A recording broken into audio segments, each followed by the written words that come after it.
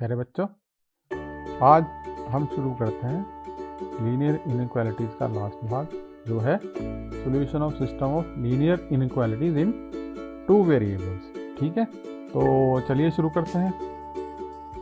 तो शुरू करने से पहले आइए एक रिकैप कर लेते हैं कि हमने पिछले वीडियोस में क्या क्या सीखा। ठीक है, तो सबसे पहले हमने सॉल्व की थी linear inequalities in one variable. ठीक है, और उनका सॉल्यूशन निकाला था जब x नेचुरल नंबर था, जब x इंटीजर था और जब x एक रियल नंबर था। राइट, तो और इनका सॉल्यूशन हमने नंबर लाइन पे भी रिप्रेजेंट किया था। मान लीजिए आपका सॉल्यूशन कुछ इस तरह से आया, x इज ग्रेटर देन -5, तो उसको नंबर लाइन पे हम कुछ इस तरह से रिप्रेजेंट करते थे। ठीक है, ये आप पिछले वीडियोज़ में सीख चुके हैं। इसी तरह हमने फिर क्या किया, हम एक वेरिएबल से आगे बढ़े, हम दो वेरिएबल पे चले, हमने निकाला solution of linear inequalities in two variable, और वो था ग्राफिकल सॉल्यूशन। ठीक है, जैसे मान लो ये एक इनइक्वालिटी है x + y > 5, इसका हमने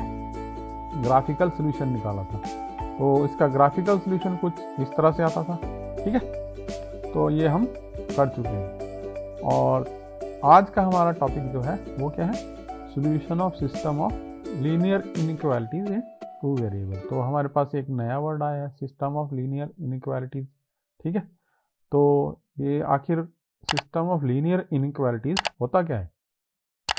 तो जैसे हमारे पास यहाँ पे बहुत सारी इनइक्वालिटीज हैं, लगभग 5 है ये, तो इनको सॉल्व करना है हमने ग्राफिकली। तो जब भी लीनियर इनइक्वालिटीज आएंगी एक से ज़्यादा, ठीक है, 2 हो सकती हैं, 3 हो सकती हैं, और आपको बोलेंगे कि उनका सॉल्यूशन निकालना है ग्राफिकली, तो उसको हम बोलेंगे सिस्टम ऑफ लीनियर इनइक्वालिटीज। ठीक है, तो चलिए शुरू करते हैं। इसका ग्राफ कैसे प्लॉट करेंगे, ठीक है, और इसका ग्राफ कुछ किस तरह दिखेगा, तो इसका ग्राफ कुछ इस तरह से दिखेगा। तो चलिए शुरू करते हैं कि हम इसको सॉल्व कैसे करेंगे। ठीक है, सबसे पहले मैंने देखा है कि बच्चे इन दो इनइक्वालिटीज़ को सॉल्व करने में कंफ्यूज हो जाते हैं। ये क्या है, x is greater than equal to 0 और दूसरा है y is greater than equal to 0। सबसे पहले ये समझ लेते हैं हम इसका ग्राफ कैसे बनता है। x is greater than equal to 0, तो x is greater than equal to 0 ये है ग्राफ हमारा। ठीक है, x is greater than equal to 0 का मतलब क्या हुआ कि x की वो वैल्यू जो 0 है और 0 से अधिक है। तो हमें पता है x की वैल्यू 0 कहाँ पे होती है, x की वैल्यू 0 जो है y एक्सिस पे होती है, और x की वैल्यू 0 से अधिक कौन सी होगी, मतलब पॉजिटिव साइड x एक्सिस की। ठीक है, तो ये होंगी।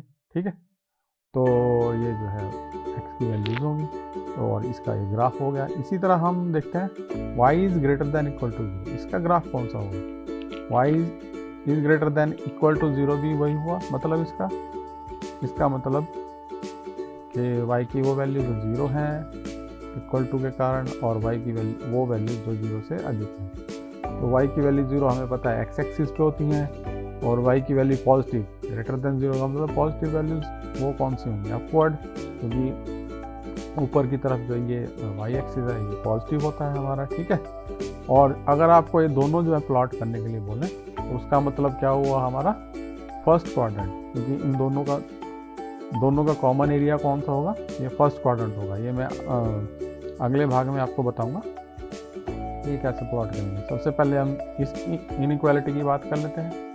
ये इनइक्वालिटी क्या है, x + 2y > 10। तो सबसे पहले हम x + 2y = 10 का ग्राफ प्लॉट करेंगे।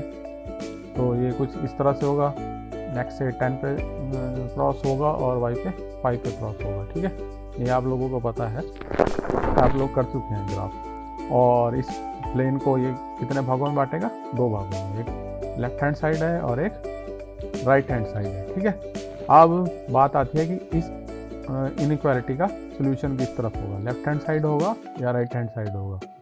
तो उसको चेक करने के लिए हम क्या कर ले लेते हैं, पॉइंट ले लेते हैं ऑरिजिन 0 0, और इसमें पुट करके देख लेते हैं कि ये जो है इसका सॉल्यूशन होता है या नहीं। तो अगर ये इस इनइक्वालिटी को सेटिस्फाई करेगा तो इसका सॉल्यूशन होगा, तो जो कि ये लग रहा है कि इसको सेटिस्फाई कर रहा है, 0 is less than equal to 10, ठीक है।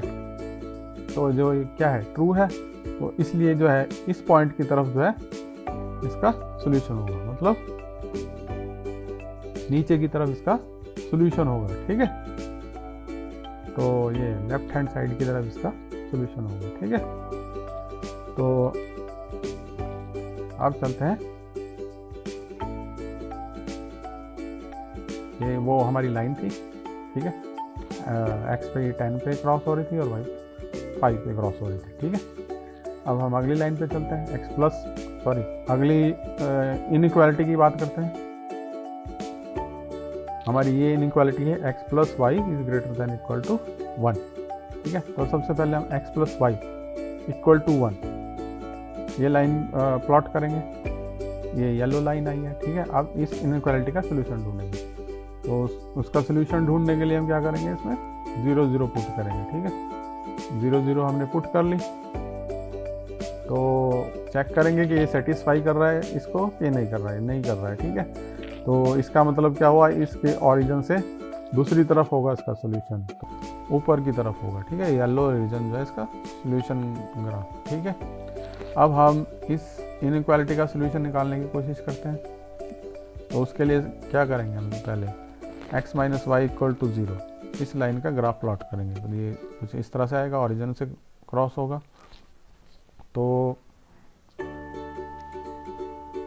अब हम चेक करेंगे कि इसका सोल्यूशन किस तरफ है। इस लाइन ने भी, रेड लाइन ने भी प्लेन को 2 भागों में बांटा है, ठीक है।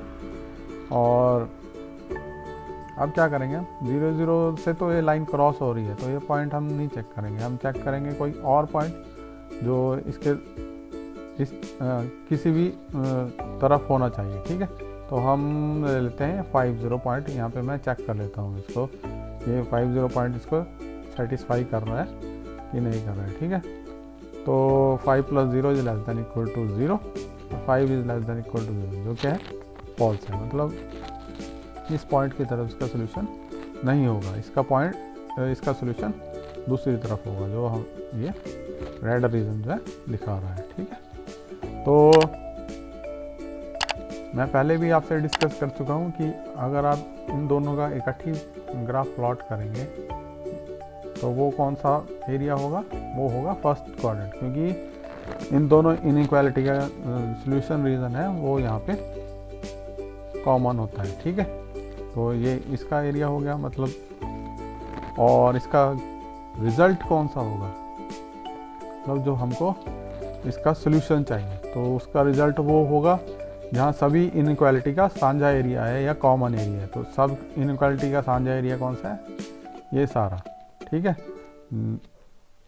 तो ये इसका सॉल्यूशन एरिया होगा। तो इस तरह के क्वेश्चंस में आपको वो रीजन निकालना है जो सभी इनइक्वालिटी का साझा एरिया होगा, ठीक है। इनका ग्राफ जो है प्लॉट आप वैसे ही करेंगे जैसे पिछली एक्सरसाइज में किया है, बस अंतर इसमें क्या है कि आपको एक ग्राफ जो है एक ही जगह प्लॉट करने पड़ेंगे, एक ही प्लेन पे प्लॉट करने पड़ेंगे, और इसका आंसर जो आएगा वो जो इनका कॉमन एरिया होगा वो आंसर होगा, ठीक है। आशा करता हूँ आपको ये अच्छी तरह से समझ आ गया होगा। धन्यवाद।